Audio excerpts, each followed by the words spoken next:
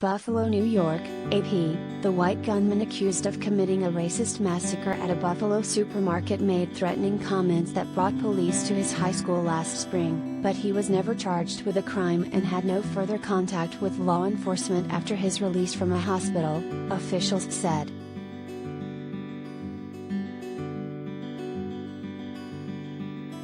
The revelation raised questions about whether his encounter with police and the mental health system was yet another missed opportunity to put a potential mass shooter under closer law enforcement scrutiny, get him help, or make sure he didn't have access to deadly firearms.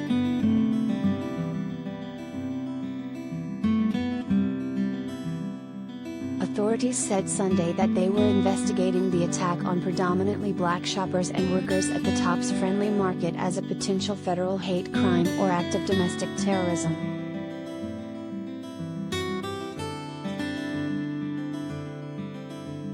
Peyton Gendron, 18, traveled about 200 miles, 320 kilometers, from his home in Conklin, New York, to Buffalo to commit the attack, police said.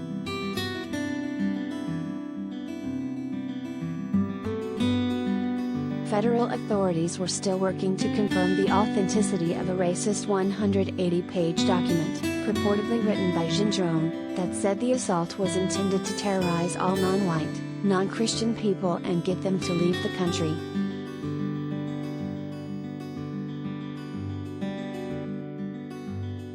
Law enforcement officials revealed Sunday that New York State police troopers had been called to Gendron's high school last June, for a report that Gendron, then 17, had made threatening statements.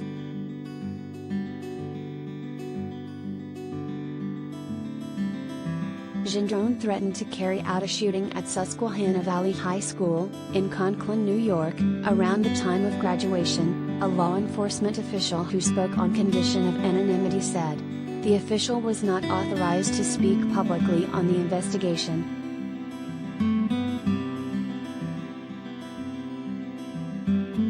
Buffalo Police Commissioner Joseph Gramaglia said Gendron had no further contact with law enforcement after a mental health evaluation that put him in a hospital for a day and a half.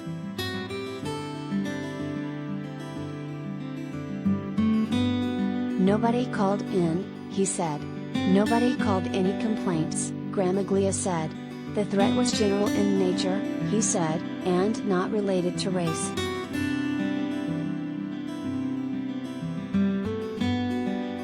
New York is one of several states that have enacted red flag laws in recent years that were intended to try and prevent mass shootings committed by people who show warning signs that they might be a threat to themselves or others.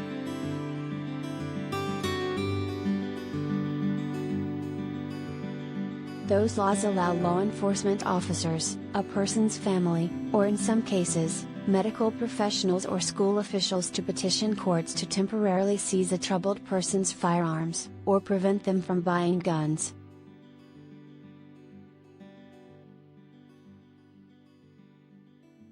Federal law bars people from owning a gun if a judge has determined they have a mental defect or they have been forced into a mental institution, but an evaluation alone would not trigger the prohibition.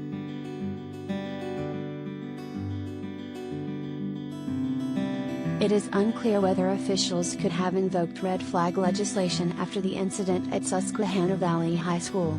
Police and prosecutors wouldn't provide details on the incident, or say when Gendron had purchased the weapons used in the assault.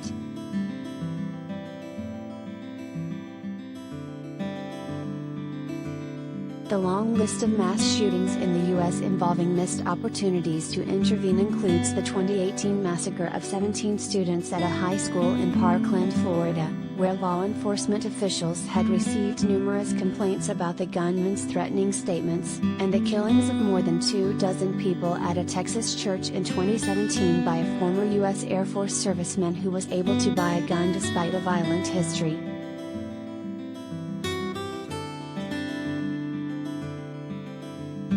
The victims of Saturday's attack in Buffalo included an 86-year-old woman who had just visited her husband in a nursing home, a man buying a cake for his grandson, a church deacon helping people get home with their groceries, and a supermarket security guard.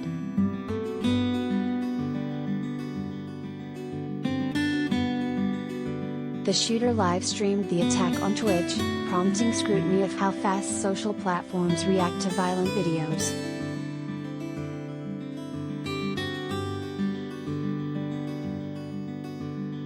President Joe Biden planned to visit Buffalo Tuesday.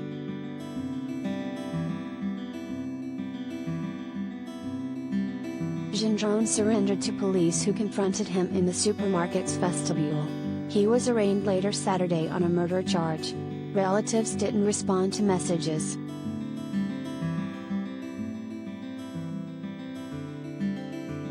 A lengthy statement circulating online, attributed to Gendron, outlined a racist ideology rooted in a belief that the United States should belong only to white people.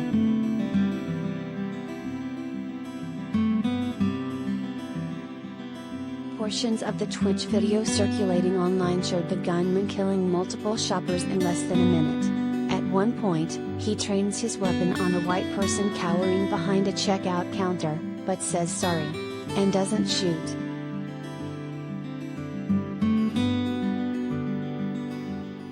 Screenshots purporting to be from the broadcast appear to show a racial slur targeting black people scrawled on his rifle.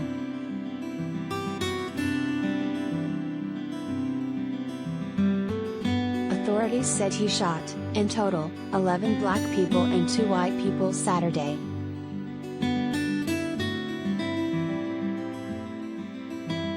This individual came here with the express purpose of taking as many black lives as he possibly could, Buffalo Mayor Byron Brown said at a news conference Sunday.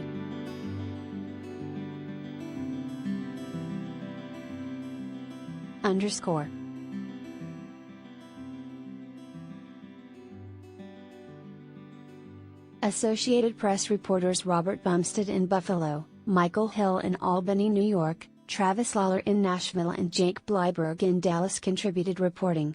Balsamler reported from Washington.